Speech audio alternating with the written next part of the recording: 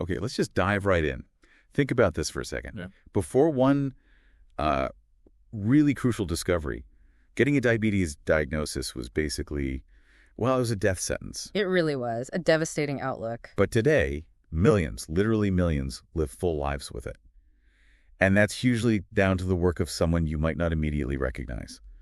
Charles Best. That's the name, yeah. Welcome to the Deep Dive.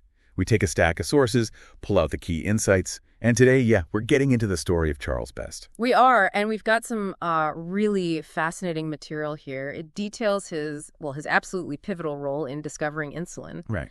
But also his later innovations, things that saved countless lives, and, the very real personal and professional battles he went through.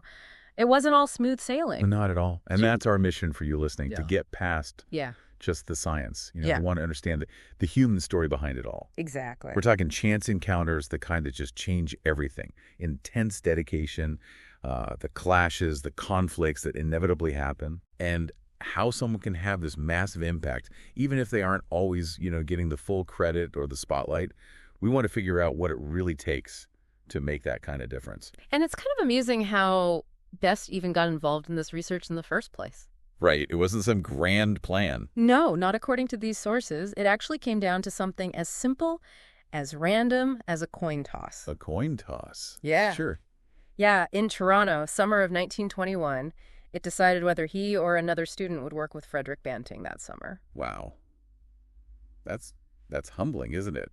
How history can turn on something like that. It really makes you wonder, doesn't it? How many other breakthroughs might have hinged on some tiny, arbitrary thing? Absolutely mind-blowing. And the sources, they really paint a picture of that early research setup. It wasn't like the labs we see today. Not at all. Forget sterile, high-tech. Think cramped, apparently quite hot. Hot lab, yeah. Filled with diabetic dogs. It sounds pretty intense. It really underlines how experimental, how uncertain everything was back then. They were really feeling their way in the dark, weren't they? Absolutely. And those initial experiments, they were seeing something. The extracts did lower blood sugar in the dogs sometimes. Well, not consistently. Exactly. Far from a guaranteed success. The process was still, pretty crude. The results were up and down. And that inconsistency really became clear with the first human trial, right? Leonard Thompson. Yes. And the sources describe that initial result as, heartbreakingly modest is the phrase used. Oof, yeah. That really shows that science isn't just one big eureka moment after another. Definitely not. There are false starts, setbacks, moments where you must seriously doubt if you're even on the right track. Their persistence despite that, though, that says a lot. It sounds incredibly tough, given the tools they had back then. Does the material mention if they ever nearly just stopped? It doesn't explicitly say they were about to give up, no, but it really emphasizes their relentless work, the constant tweaking of techniques, even when results weren't great. Okay. That persistence, that refusal to just get discouraged by the early failures, that was absolutely key. So despite those early bumps, things started to shift when another person joined the team. Right. James Collip. His arrival was a really crucial turning point. And he brought a different skill set. Exactly. He was a biochemist, and his expertise was specifically in purifying the extract, making it cleaner, more reliable. Ah, okay, so scientifically vital. Hugely vital. But, as often happens when the stakes are this high, the whole question of credit, of who did what, started to bubble up. It laid the groundwork for quite a bit of controversy later on. Right. The sources we looked at don't really gloss over that, do they? They show how that pressure, the drive for the breakthrough, and maybe the desire for recognition, too, it created some real tension. It's a very human element in these big scientific stories. And that tension, that conflict over credit, it really came to a head with the Nobel Prize in 1923. The prize went to Banting and the lab director McLeod. But not Best. Despite being right there from almost the beginning, doing the day-to-day work with Banting. Exactly. He was notably excluded. And you just have to imagine that must have been a massive blow. Oh, for sure. To be so deeply involved in something that huge, world-changing, and then be overlooked by the highest authority. It's hard to really grasp the emotional impact. And it makes you question how scientific recognition works sometimes, doesn't it? Is it always fair? And then there's Banting's reaction. The sources say he shared his prize money with Best. He did. A pretty incredible act of solidarity, really. A public statement that Best deserved recognition. Yeah, it is incredible. But like you said, probably also a constant reminder of the official snub, right? Absolutely. You can imagine the mix of feelings for Best's gratitude, maybe, but still that sting of being left out by the Nobel Committee. Very complex. So how did Best react long term? Did it derail him? Well, that's what's so remarkable. According to everything we've read, instead of letting bitterness take over or stepping back, He doubled down. he basically channeled it. He just kept working. The sources really stress his commitment to contributing more to medicine, almost like letting his future work be his statement. That's incredible resilience. What do you think drove that? Just sheer passion? I think it has to be, yeah. A deep belief in the work itself, and maybe a focus on the actual impact on people's lives. Because the story doesn't end with discovering insulin. That's Yeah. a really key point the sources make. Absolutely not. Best then took a leading role in figuring out how to actually make enough insulin and get it out there.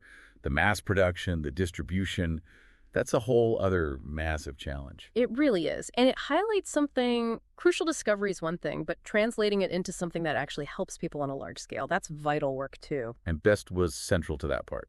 Absolutely. Instrumental in saving countless lives just through that scale-up effort. And his work didn't stop there either. No, he had other major contributions, didn't he? He did. Like isolating heparin, a hugely important anticoagulant, still saves lives every day. Right. Heparin. I knew that name sounded familiar in connection with him. And then during World War II, his contributions were significant as well. What kind of work with that? Things like developing dried blood serum for transfusions for soldiers, research into improving night vision for pilots, I believe. Wow. Even tackling motion sickness for sailors. Really diverse, practical applications of his scientific mind. It really paints a picture of someone just driven to solve problems wherever he saw them, using science to help. Exactly. It reinforces that idea.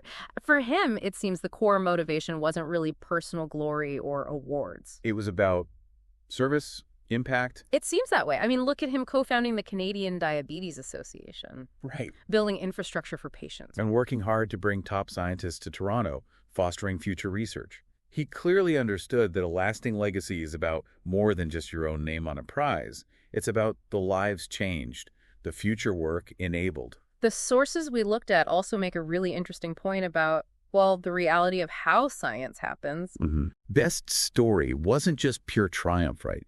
It had those conflicts, the controversies, the human messiness, ambition, rivalry. It was all in there. Exactly. And that's important to remember, isn't it? Scientific progress isn't always neat and tidy. It's often a messy human process. That intense drive, the desire for recognition, sometimes it creates friction. But the sources kind of suggest that maybe those challenges, that friction, can actually push things forward sometimes. That phrase, forged in the furnace of conflict. That's a powerful way to put it. Yeah. It suggests greatness can emerge even from difficult circumstances. It really makes you think, though, those what-if moments. What if he had lost that coin toss? Right, or what if the Nobel snub had made him bitter and he'd just stopped? The sources kind of implicitly raise those questions, don't they? They show how much can hang by a thread. And that brings it back to us, maybe, to you listening. How do you react when you feel overlooked? When your work isn't fully seen? Yeah. How do you handle challenges, maybe even rivalries, in your own work or life? Best's story, I think, offers some real food for thought there. About resilience, about focusing on the work itself. One of the sources had this quote. It really stuck with me. The true test of character is not how you act when things go well, but how you rise when the world seems determined to hold you down. That fits Best perfectly, doesn't it? It really does. His ability to just keep going, keep contributing despite those huge hurdles, it's genuinely inspiring. So ultimately, when you look at all this material on Charles Best, the big takeaway is, well, it's that huge contributions can come from really unexpected places. Yeah, like a coin toss. Exactly. And it shows how vital that perseverance is, especially when things get tough.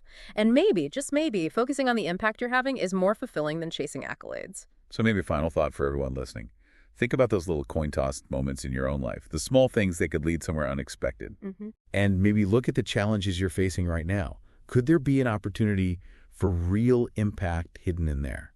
How can you maybe borrow some of Charles Best's resilience? Focus on the value of what you're doing, not just whether you're getting the applause. Definitely something worth thinking about.